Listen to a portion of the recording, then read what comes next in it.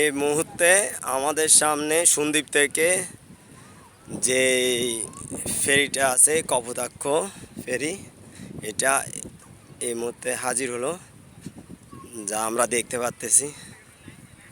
কারণ আমি আজকে আসলাম তো, তাই ভিডিওটা আজকে ক্যাপচার করলাম।